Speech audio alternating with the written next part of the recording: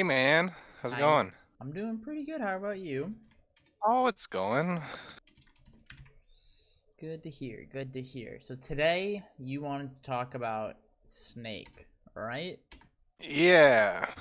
Good old Snake Day. All right, let's get this all set up real quick. Share screen. I do have something to admit. I spent way more time than I thought it would take getting all my replays ready and stuff, so I didn't actually watch them on my own, but That's okay. I That's did finally get that's not the them. worst. So that's all right. I All thought my right. computer had a built-in SD card reader, and when Oh. I finally got everything onto my SD card, because I just took all of my replays before Min Min came out, so there was Mm-hmm. like 50 that I had to let play. Oh no. And then I went to put it in my computer and there's no SD card reader. I was like, fuck. Oh no, dude. Oh my god. Did you have to get one of those adapters? Yeah. Oh yeah, dude. No. So yeah, it was literally like yesterday I finally got them all on my computer. Today I got home from work, picked the ones I wanted to go over, got them on YouTube, and you asked pretty much was the last one finished. Oh, okay, good. Sweet. All right. Now, YouTube has been a whole problem and a half because with everybody being at home, YouTube now is just worse. And so, like, there Oh are times where, yeah. like, I've uploaded something and I've processed for, like, a day. And I was like, oh, no. When you told me, like, oh, how many do we need? I was like, oh, no, I didn't tell you. Oh, God. So I'm glad it worked out. But yeah, so you had a specific one where there was like a moment that you just want to talk about that. Let's go over Yeah, I that just real like quick. had no idea what happened there. I see the screen share thing, but it's insanely small. Is there a way I can make it bigger? Are you on mobile or desktop? I'm on desktop right now. When Like you your screen click just on it, popped up. can you like click the pop out Oh, I on double it? clicked it, it worked. Okay, yeah, there you go. I was like, I'm trying to think of what screen you were on. Okay, yeah. So, does everything look okay? Yeah. Sick. All right. If anything Yeah, happens, let so me it know. was just right there. Oh, the wave bounce? No, I like back aired him and the cipher just like ate it, I guess. But like Oh, let's see, I let's figured see. our send back air could break that, you know? Especially at like Oh, you 150. might have hit only Arsene back air. Let me reopen it It's again. yeah, it's coming up right after this. Oh, okay. Yeah.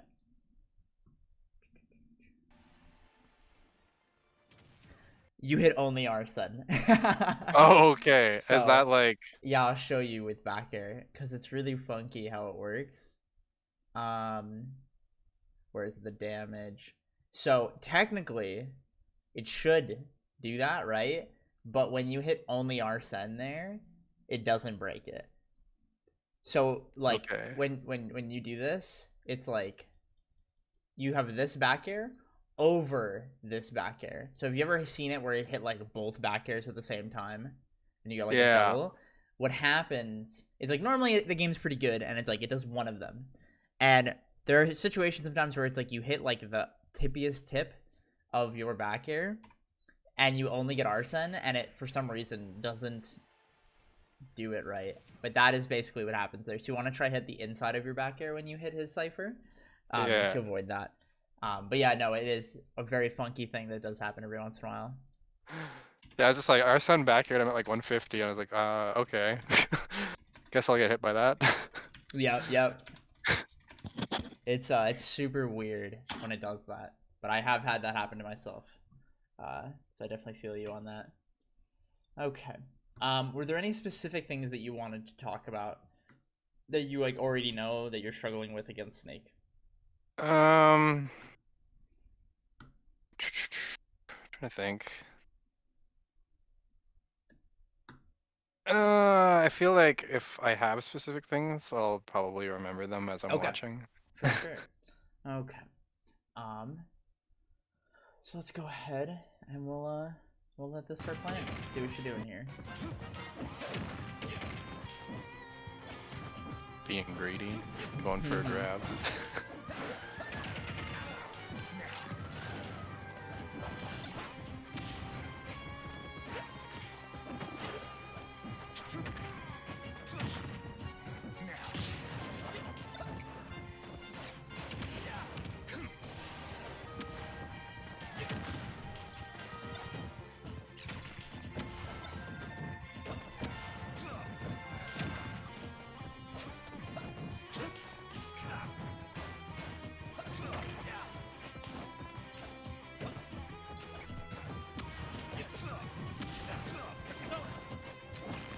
Ooh, that was really good from him, yeah.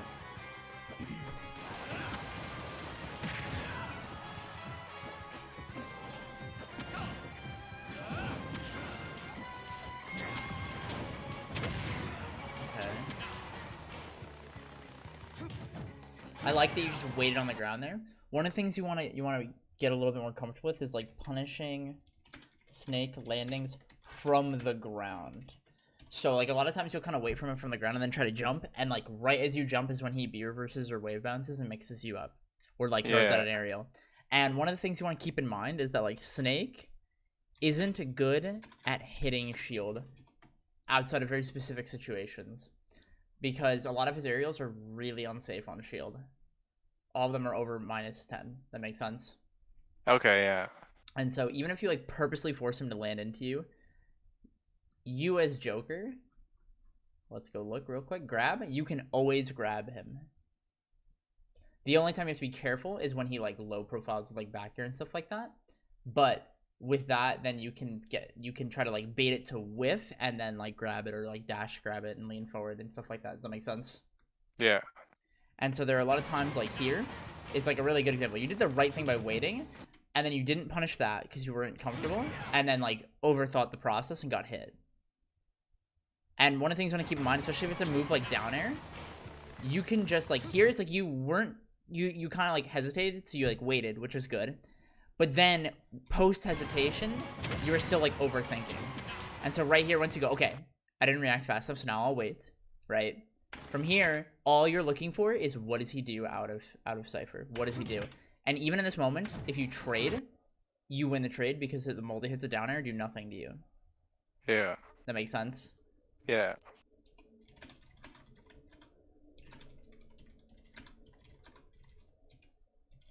That's the specific situation where it is worth trading. Because if you trade with like up air, back air, and fair and stuff like that, that's where you can like lose the trades a lot. But when you already see down air, you can just trade with it.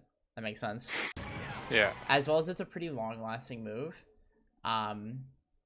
With it being 59 total frames. So you have a lot of time to like really get leverage on that and like get more comfortable catching it and catching the whiff, even if you wait for the last hit. Nice.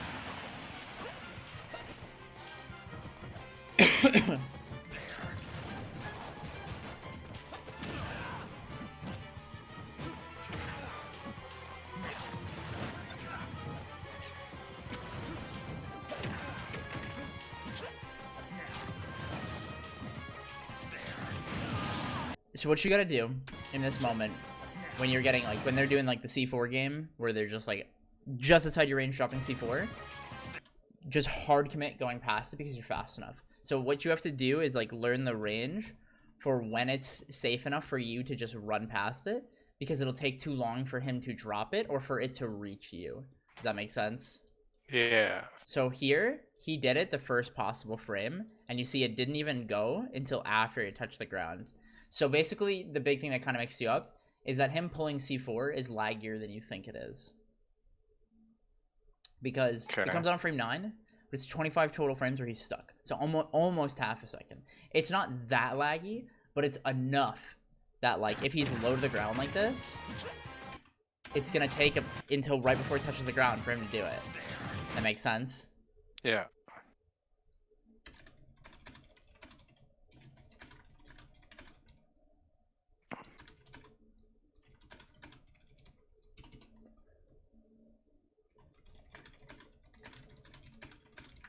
Punish C4 drop in the air. And really just the big thing you have to kind of like, this is the hardest part about this matchup, is you kind of have to put on the backpack for yourself sometimes and be like, okay, I just gotta hold forward and believe that I'm gonna get there fast enough. And like as you do that more, you'll get more confidence to be like, I can just grab you for pulling this nade. I can just dash attack you for dropping the C4. Like whatever it is, like getting more confidence in doing that, because I want you to like see like how much you could have just gone and hit him. So watch right here. You could just jumped in forward air and kept going, and then that game that he was playing with you, going back and forth with C4, would have immediately stopped. Yeah. That makes sense. Yeah.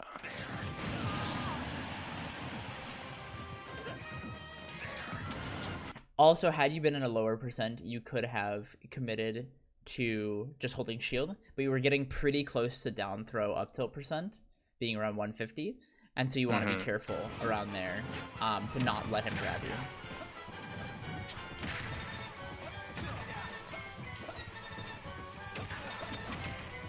Nice. And then there, it's like you were a little late, but you had the right idea.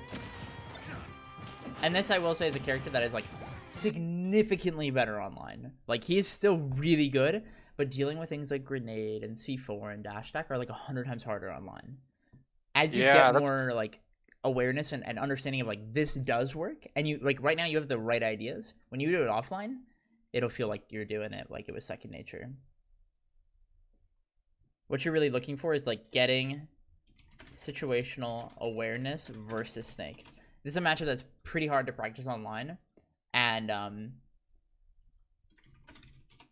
you really just want to get an understanding of, like, oh, this is good to know that I can do this. You're not going to get a lot of, like, physical experience of seeing yourself do it all the time, but understanding that, like, when you rewatch this, it's like, oh, I could have just done this here, so that when you're aware of being in that range next time, you can try to do it.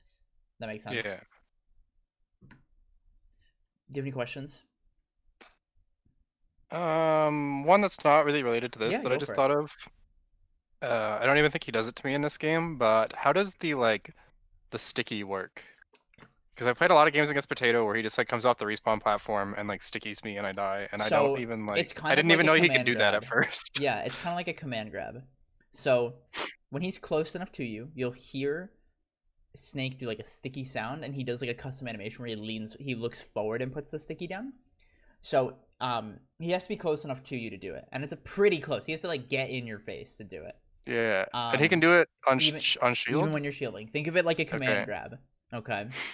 And that's the scary thing. So like when he spawns, you just want to get away from him. If you're fighting someone, they show you like I will sticky you. You don't have the option to just hold the shield, because if you're at like 90 and then he stickies you and you like panic and he grabs you and back throws you, that true combos into C4 explosion.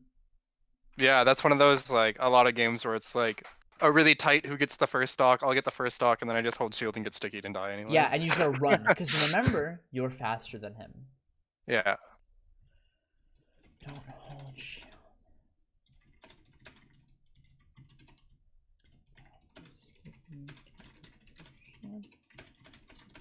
But the big thing is that it has I believe, a random chance to fall off, which is always really funny. Because there have been times where like I've been stuck and then they grab me and throw me, but it fell right in front of them and they blow themselves up. And that can happen randomly. And then it's around, I forget how many frames. I think it's like 50 to 70 frames, maybe a little bit less, where it can sticky swap. Have you ever seen that before? Like sticky the other person when you grab them. So you know how like Mega Man's side B like sticks to you, and then if you run like bump into him or whatever, or he goes through you, it stickies him, right? Yeah, yeah. And so C4 works the same way. That's what kind of like, it's the same kind of move.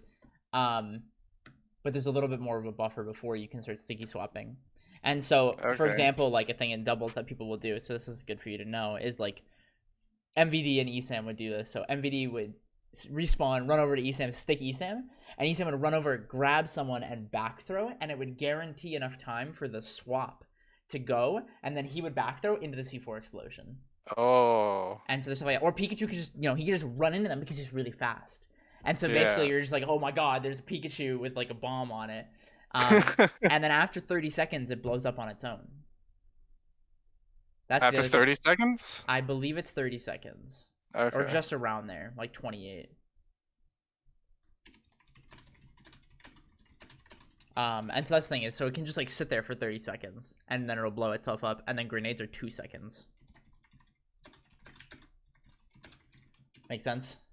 Yeah. Okay. But yeah, Sticky's definitely a weird one. Let me see if I can get the audio of it. And then when you go back and watch this listen, you can see it. Where did he stick you? Was it a while I don't ago? think he did in this game. I think he did earlier. Oh. I forget where it was. Anyway, that's something you'd want to go back and just look for. Is Yeah. like, there is a special sound where you hear it stick to you. And I forget, do you put game audio or music?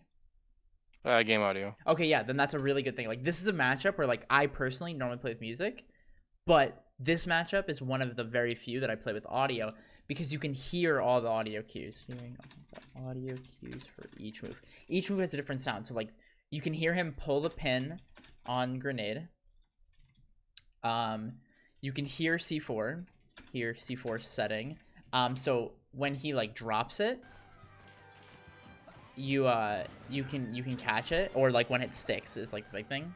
But it's very like it's very quiet. But it's one of those things that like when you learn the sound, you can look for it, right? Yeah. Even like up smash and side B, you know, you have all the sounds of the up smash is badoop and it like shoots up and you can register that, and then you know Nikita is the classic beep beep and it goes off, you know. Yeah. And so you can like get another form of information intake. Make sense? Yeah. That's really the big thing is looking for different ways to get more information. Because this matchup is overwhelming, it allows you to use like different parts of your brain essentially. Make sense?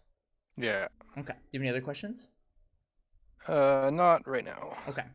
I think Nikita will come up later in this match. Oh, we'll get we can there, talk yeah. about it then. Mm-hmm.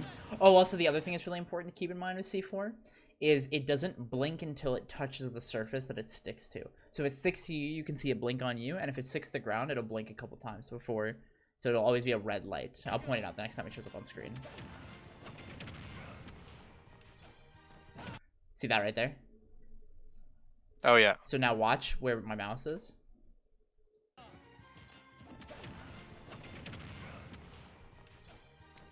Blink, blink, blink, blink, blink. You see Yeah. it? That's like a way for you to know where that is as well. Make sense? Yeah. Now do blinks once stuck to surface. And whenever it swaps, it'll also blink again too. So if he had stuck you and then you stuck him, it'll blink on him again. And that's the game's way of showing you, both audio and visually, where it is. Okay.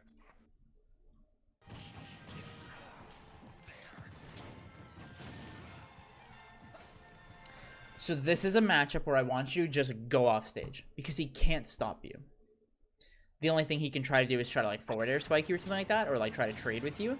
But in a situation like this, you win. So had you just gone right away and gone like really deep to catch him here, you would be able to hit him out of the up B because Before he got a chance to go high, yeah. Yes, because he can't even air dodge because he'll die. Or then he'll have to go really low and have to blow himself up with C4, but he's a really high percent. Sure. This is a matchup where it's like super worth. You don't even really bullets or anything. You just go off, like roar and jump off, and just drift after him in back air. Or you can even just do it and aim for the second hit of forward air and stuff like that, because that'll break it too. And this, your character is very good at taking advantage of him there. Oh, you got a little ahead of yourself there. Yeah.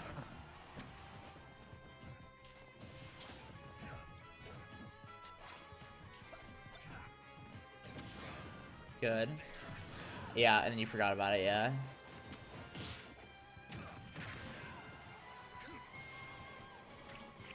Good, yeah. What you did there is basically it. Like, you just have to mix up. There's no, like, this is how you deal with Nikita. If you space really well, you can hit it with things like back air, but they can also deactivate it in that moment, and it'll drop and be active again, pretty much. It won't be as strong. The way Nikita works is the faster it goes, the harder it hits you. And so you know how it has like two different speeds, where if it goes and then once it goes a direction long enough, it speeds up, right? That'll hit you harder if they hit you with that one. So the goal is to try and hit. So the way Nikita will work is when it's moving, right? Once it reaches like a certain threshold, it then speeds up just a little bit. And during this section where it's sped up, it hits you harder. But in this early section, it doesn't hit you nearly as hard. Does that make sense? Yeah. But it still hits you really hard because it just has really high base knockback. So like if you're at 100%, it doesn't really matter. It's just a really good move. But if you look here, there's like the different levels of damage, and that's because of the two different speeds. Okay. Make sense? Yeah. And that's really the big thing that's like funky. And you see here, it's like weak explosion, strong explosion, weak hurt box, strong hurt box. Yeah. These are the same, but these are not. And so when it's sped up and then he hits a surface or hits you, it's like a way bigger explosion. There's way more damage and hurts a lot more. Okay. And it's only -14 when it's sped up too. So that's why you'll see people use it on stage against characters that are really slow, because it's actually really good.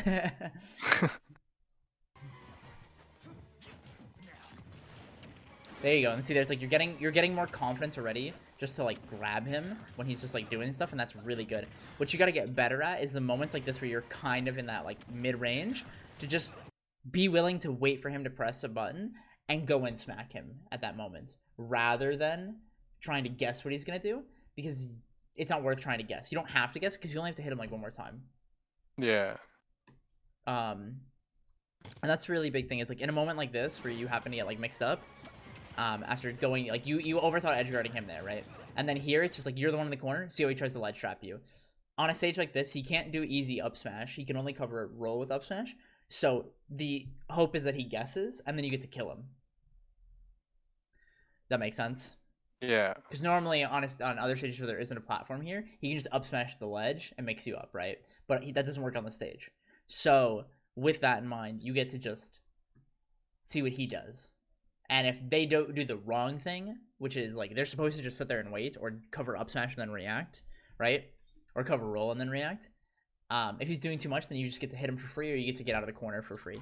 And so in this situation, I believe you like tried to hit him, but you ended up escaping because you like guessed, and then you got too close to him there and like got a bad interaction. Like there, it's like the thing that you're doing wrong every time you're in this moment is that you stop. That's why you get hit by it. You see that? That's what you're doing wrong. Because in this moment, I want you to see like how far you are here. Because what's happening is you're reacting to C4 and you're choosing a like negative response with shielding because you're scared. You saw that animation, you immediately shielded when he was like up in the air, but there's no way he could have hit you with anything here. Watch. There is nothing he could have hit you with there at all. Even if we go back like all the way to when he was like closer, when you were starting to move, I want you to see like by the time you're moving, he's already jumped. So you were not keeping up with the game because you thought he was landing. That makes sense? Yeah. But you were just like way too scared of him. In that moment, if you're scared, don't go closer. Just stand there. Like what you could have done here is after this grenade, just stopped right where the explosion was, because there's nothing there anymore. And you're not like you're too scared of the space where something was. That makes sense? Yeah.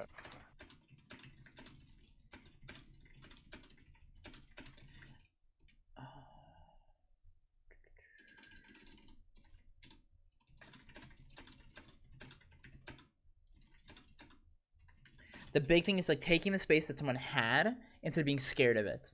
And that's the thing is like the moment that he gives up that space where grenade and everything else blows up and he's backed away from it, it's your space now for you to take. That makes sense? Yeah. And that's what you want to use to your advantage rather than stopping and trying to like go in right away, because then you put yourself in an uncomfortable situation like this where you opted to shield and that gave him time to pull C4, and then now you try to challenge him and you get blown up no matter what button you press here unless you retreated. That makes sense? Yeah. Because at that moment, what he sets up here is a wall. That wall is C4 falling. Right here. You can't cross this line. You can't cross the line until it lands here, and then you try to go over it. But because you try to do it right away, to play it one last time so you understand like the idea, it's like this line falling, you die. If you challenge the wall while it's coming down, the wall will always win. Because the wall is secretly not a wall. It's this. That makes sense? Yeah. And that's the big thing, is like you have to just kind of like, if you commit to being like, I'm in shield, you have to commit to shield and take the L in that situation and see what he does and see if he commits to blowing it up. And if not, it's a mix up from there. Or if you try going forward and then you don't like it, you have to immediately go back. And so the good habit that you have, which is, I remember we briefly talked about this, like if you start getting hit by zoning in succession, to reset yourself, which is really good. The problem is that in a situation like this, you can't afford to get hit by the zoning anymore. So you have to not take the risk where you're uncomfortable and wait to build the confidence to know you get to punish it. Because if he drops C4 and leaves it on the ground, sure, he covers that space with C4, but now he can't drop C4 again. So that's not that bad, right? Yeah. And that's like if he pulls a nade and you're like, oh, I can't punish that nade, but he pulls another nade, there's a moment before he can pull a nade because he can only have 2 nades. And it's one of those things you're like, wow, I can just let him do stuff. And if he overdoes it, I can punish him. And that's a big thing you have to do, is like letting Snake play his game sometimes. And that's the thing, is like you can't always stop him. Him pulling grenade is inevitable. Him dropping C4 is inevitable. It will happen millions of times when you're playing this character, and you have to know how to deal with it when he does do it and when he cannot do it. That makes sense? Yeah, yeah. And that's the whole idea. And so what's happening now is you're trying too hard. I'm just going to let this play out. You're trying too hard to not let him do Snake things, but Snake is a character kind of like Bayo was, where she makes you have to respect a like new sense where it's like, this is the way it is, and you can't stop me from making it this way. And with Bayo, it was like you couldn't jump and you couldn't whiff freely because of witch time, right? And with Snake, it's the same idea with grenades. It's like you can't just run around and do stuff because grenades will blow you up. And you can't just like mash at him because he's got really big hitboxes that beat yours. And like that's the thing. And so if you wait for the opportunities like this and try to like really capitalize on them, what I want you to do more is like in this moment right here, this is a great example of like what you did wrong, and it's really easy to fix, which is the best part. So what did I tell you is the best place for you to take advantage of Snake? When he's landing. When he's landing, and where's the other one? Off stage. Right? And which one's worse? Off stage. Right? So in this moment, when you grab him, right here, you get to choose where he goes. Just throw him off. Not even just throw him off. It's the follow-up that you choose here that you do wrong. You went for more percent instead of just putting him into a worse situation that's easier to play around. Yeah, I so like in this moment, it's like, yeah, you can do like up air into back air, or try to do something like that, but you could have just did down throw back air, or just down throw fair, and then just mix him up because there's nowhere for him to go. But in this moment here, where he mixes up DI off up air, this gives him an out where he's still on stage. But off down throw, there's no out, and off of forward air and back air, there's no out because they hit him like this. Yeah, that makes sense. And that's a really big thing to keep in mind is like being aware of when you choose where your opponent goes. This is really, really important, especially for Joker, because there are matchups that get trivialized when you just put them into certain positions on stage, off stage, in the air, on a platform, etc., where they're just like stuck. And it can be very simple where it's just like, this is a character that just cannot get out of the corner versus me. So you just keep throwing them into the corner and just doing basic down throw fair, or just at higher percents, just throwing them towards the corner because it's not worth doing anything else. Or the situations like this where it's really low percent, where it's like, I'm not going to kill you. But the best part here too is that you have Arsene. So like, let me give you like how crazy of an idea this could have been. Down throw, fair. You then like land or like jump onto the platform and react to whatever he does. And if he tries to go high, you just like back air or down air him and then just like reset him into death. And you could do like down air. Or you could do like back air and then he goes to up again and then he's already close to the blast zone and he just dies. Yeah. That makes sense. Yeah. Or if he tries to like drift and goes like, let's say he like gets faired and he like drifts, goes all the way around and comes back around, right? And starts to up B, and you just down air him and he dies at like 30. And there's just nothing he can do. it can be that stupid. Like, remember, like I told you, it's like the goal is simplifying things as much as possible. It feels good to hit like the really sick like combos, but it's really important to know when you don't have to. When it's like, oh, I can just do this to you, and the chance of you dying, like the risk and reward is so far in your favor once you hit him off stage. That makes sense. Yeah. And that's what you're looking to create is like, it's almost like hyper advantage state. Does that make sense? And like this is a matchup where it's like, you remember fighting Falcon in Smash 4? It was just like, okay, ledge trap, edge guard, rinse and repeat, like over and over, right? Yeah. This is the same exact thing that you do. The only difference is instead of Falcon having like a really crappy up B, it's like this is a good up B, but your character inherently is really good at dealing with it. So it's the same way you fight Falcon or the way people fight Fox, you just rinse and repeat them. Because what you want to do is just hit him off stage and watch him try to up B. And like the big thing is like with Snake, you want to put him at that point and just reset him to death. Because what is Snake going to do when he gets hit like out here? Where does he go? High usually. But then he has to land. And then if he gets hit, he gets hit off stage again. And then he does it again. And then if he decides to go low, if you have Arsene, he dies. Just down air him, yeah. And then that's it. And then if he goes high again, you hit him again. and wait, and then he does it. You see my point, right? You want to think about it like that, where it's like, okay, I might not kill you right now, but I'll get you closer and closer Yeah. and closer, and then he dies. Because in a match like this, if you get desperate like this, where you try to guess, you lose your opportunity, and that was it. That was your chance. So now you have to re-win neutral again and try to play off of this. And here, you super choked because you thought too hard about it. And like what you have to practice and like build confidence in doing is the moment you see Cypher is to hit it. Don't even think twice about it. You just want to run off and just hit him. Because you could have just ran off and just done drop zone down air fair, and he would have died. But you were thinking more about like back air, and I just want you to go off and hit it. Make sense? Yeah.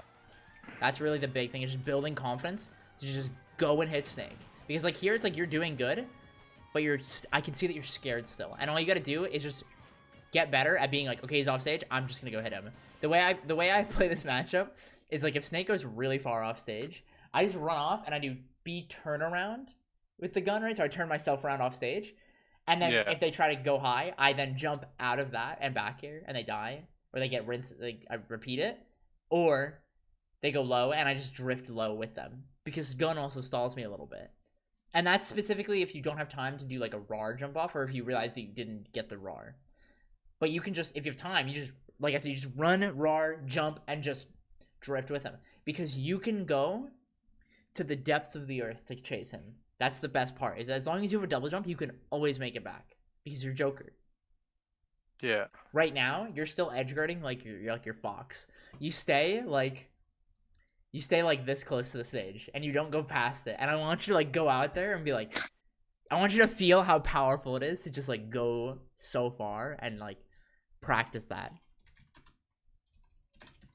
Because it's a big thing that like we'll have to like reel it back and make sure that you know when it's applicable. But what we need to first do is build the confidence in you actually doing it. That makes sense? Yeah.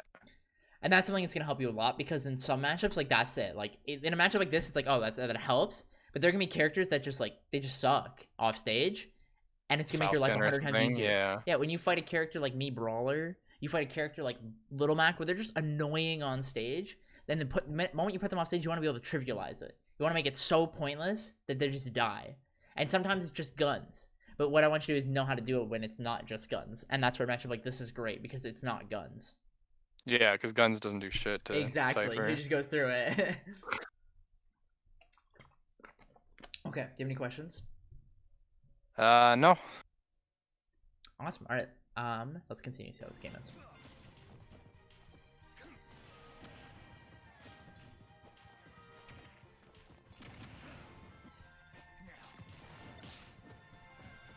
Oh, okay. That worked out. Oh. Oh, that was wait. Oh, you charged it on accident. Oh, and then yeah, he just like I said, this is he just did the right thing. What he did that's really good here is he started and he immediately wiggled once he picked up speed to then go, okay, where are you going, instead of guessing. And what you did wrong here was that you jumped instead of stalling. So what you could have done was like shoot gun and then wait and then see what happens. Yeah. Give me 1 second. I'll be right back.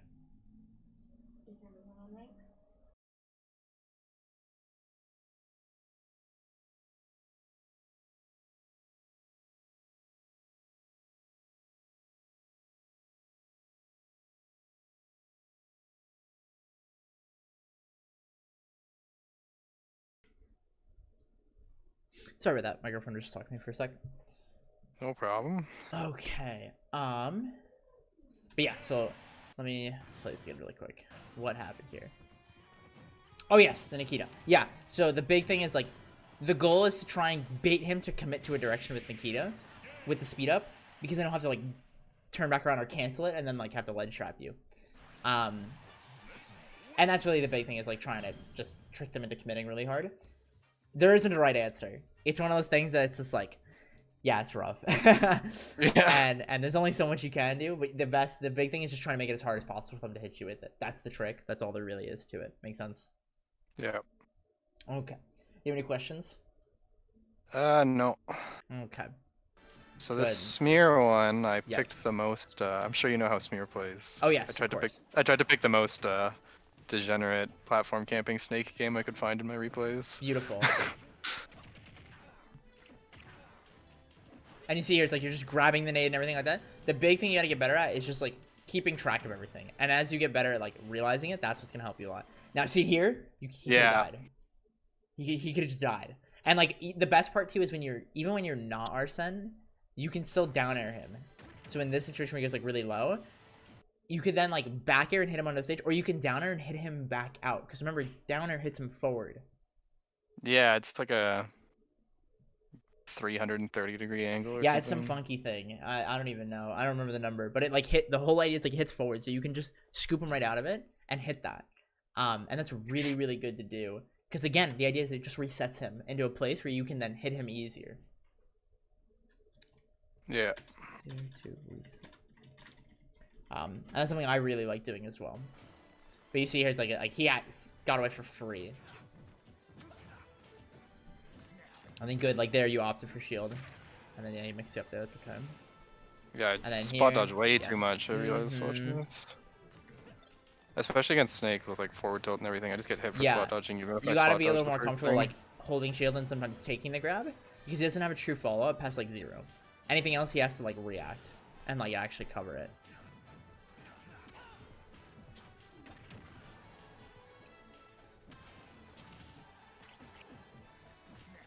There you go. See, he just ran past it. And he did that as soon as he could. Now, this is a big thing you have to, like, really, really solidify as a habit. And this is the hardest part that people deal with when learning how to fight Snake. Is when you get this situation right here. Where he whiffs, but he grabbed a grenade when he did it. It's bait for you to go hit his shield and get blown up. That makes sense?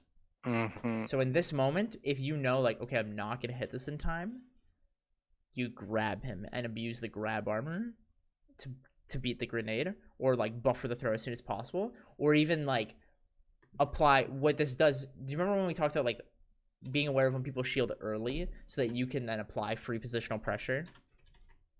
Yeah, kinda. So remember we talked about the idea that, like, shielding early puts you in disadvantage, right? Yeah. So in this moment, we'll replay this. So imagine right here. Had you not hit shield and then landed like right here outside of grenade range, there's no way for him to hit you out of shield in front of him, right? Yeah. What people will do in this situation as Snake is right as the grenade blows up, they'll try to move. And they'll jump away, or they'll roll away, or they'll do something to try and escape. And that's what you're looking for. Or they get scared and they get stuck in shield.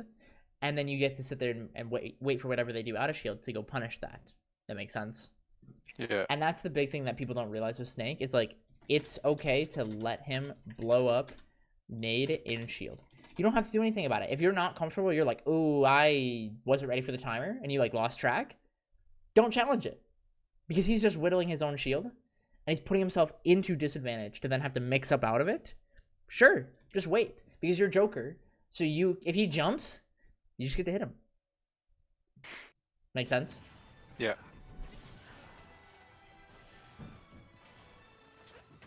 Yeah, and see there, it's like instead of trying to back air him and trying to stage spike where he can tech, you just down air him away. Yeah. Ugh.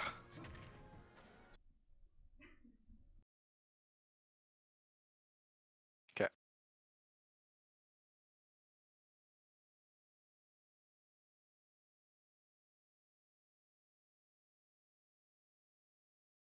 Sorry about that. There you go. That was really good. And see there, it's like you got him right as he pulled the grenade. And like that's the kind of thing where you want to have confidence. Just like do your thing. You have 2 seconds, and that's all you need. Yeah. And that's something that just rinse and repeat that. And like as you do it more and more and more, grenade will just be a thing that's there. That's just you're used to it. And that's the other thing too, is like guns are really good in this matchup. You just have to not get close to the grenade when he's doing it. And see there, it's like you try to. This is again the same bait where he lands and drops the grenade near shield, right? Yeah.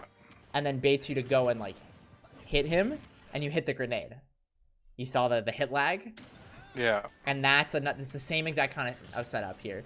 Is that he drops the grenade near shield? It's the same thing as him holding it. Just let it sit there. And because he's on the top platform with a grenade, where's he gonna go? Back in the air again. Sure, that's fine. Go wait. because there's nowhere for him to actually go. He's just kind of stalling around. So until you're comfortable actually challenging him, you don't have to go and commit. And that's the mistake that, like, the way he plays is designed to make you get sick of waiting for that moment and just, like, go for it and get caught Try to doing force it. something, yeah. Yeah, the whole thing is, like, he's aware of the same idea that it's, like, if he hits you, you're going to want to reset after, like, once or twice, right? But then he keeps getting you to do that once or twice. And then before you know it, you're at kill percent. That makes sense?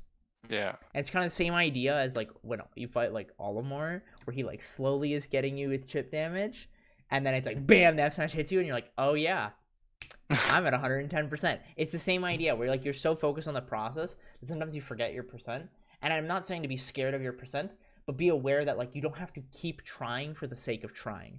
What you want to do is keep waiting for when it's your turn to try. Oh, yeah, see there? You swapped to sticky? Yeah, I don't even know when I got sticky. Yeah, right here, watch. I'll point out to you. Oh.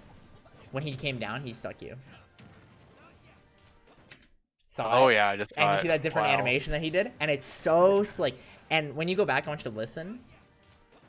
There's like a sound when it gets you, and like that's the sound like right there when you go back and watch this lesson. I want you to look at that because that's the exact sound you're looking for. So you know, if I get stuck, go towards Snake or like try to mix him up in that moment, because right here, the timer took too long, and now he stuck himself. And in this moment, a really funny thing you can do is like just raw positional pressure. Do not hit him anymore because he is hoping that it resticks you or it falls off because he has 30 seconds and he swapped it and now he stayed away from you.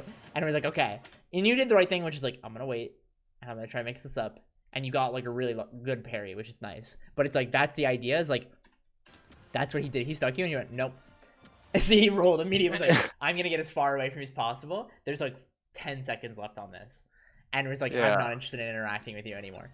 And that's the game he can play. So he just went, oh, I'm just going to blow it up. Because he realized you're not going to come towards me. This is not going to happen. So I'll wait. And that's okay. Like, one of the things, what you want to keep in mind, too, is when this happens, you want to know when the grenade's going to blow up in this moment, where even if you didn't hit it, it blew itself up. Watch. Because here's the time, right? 1, 2, yeah. There you go. Yeah, I could have just like back aired him or something. Mm-hmm. What you can do or even just let it blow up. Is like, instead of going to hit the up air drag down, is to just like back air, forward air, or let it blow up and then try to hit that. Because what you can do is use it to your advantage, because he won't be able to air dodge. Or if he somehow gets like a really good air dodge there, you're ready to react to that too. That whole idea is like using nades and combos to your own advantage. The idea when you fight an item character, and this is something you've probably heard before, is like you want to be able to use their items back. So if he doesn't cook nades and gives them to you, you want to be comfortable knowing like this is the cook timer, right? And if he is holding it and you're comboing him, you want to know I can do this much. And it's just that kind of little thing that you just have to feel out and try, whether it be in training mode as well as like in the moment. That'll really help you out a lot, because that's kind of the last little piece that you're missing, is like of like understanding, is like, you know that it's like, okay, he's gonna pull nades, and I know that like how to punish him for doing them, but what do I do if he's also holding it and I'm hitting him? And that's that really hard part where people get frustrated because they want to just do the thing that they want to do. But what you want to, again, it's like it's embracing like, this is the way it is. How do I use it to my advantage? Yeah, that makes sense.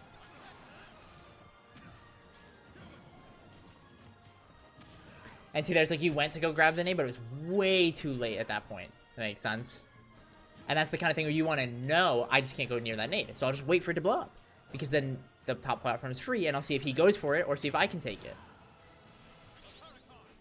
Oh my god, that air dodge. Even he was like, really? I didn't think you'd do that. And then yeah, see here, like Smear is the type of person, he'll drop the C4 like on himself too, when he knows he won't die, to bait you to come after him. And like, that's another thing, like this character is just tricky. And that's the kind of thing where it's like, he'll just try to do like really high risk things, knowing that he won't die for it. That makes sense. Yeah. He wouldn't immediately die from this, but had you kept holding shield, you could have back-aired him and created a situation. And it's, again, it's like all the little things that are kind of catching you is like cook timer, the how long down air lasts, how long nair lasts, stuff like that is kind of what's mixing you up. And it's just because it's still newish information to you. That makes sense. Yeah.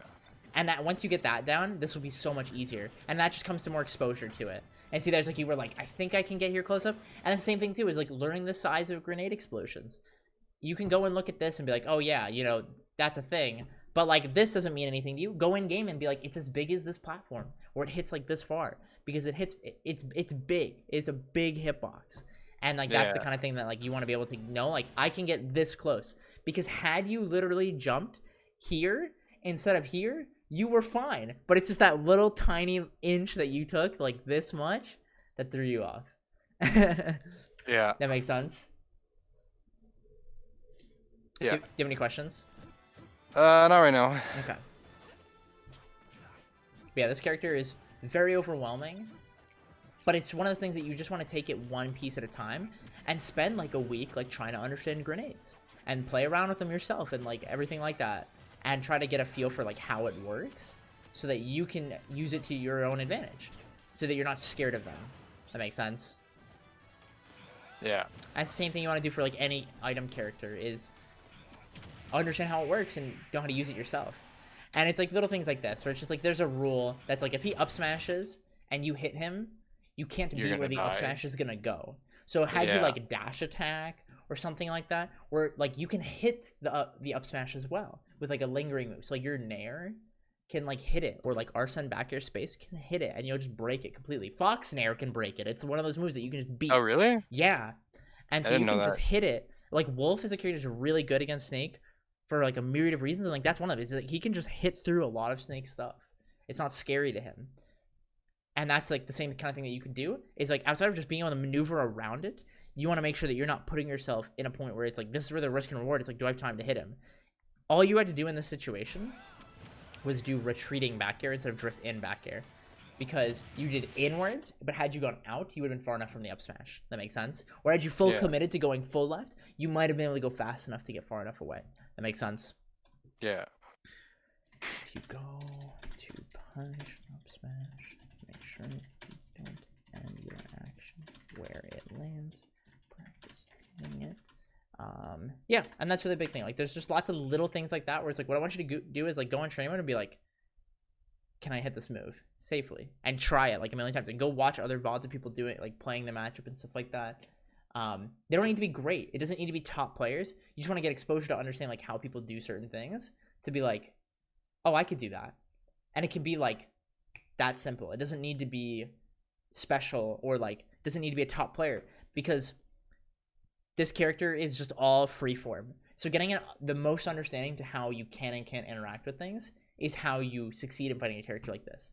So it's an everlasting, like the way you fight Smear is not the way you fight Potato. And the way you fight Potato is not the way you fight, I just forgot his name, oh my god. The kid. Pasta Boy. Pasta? Yeah, like the way they all play, you can watch Dungeon. No, they don't even look like they're playing the same character, right? Yeah.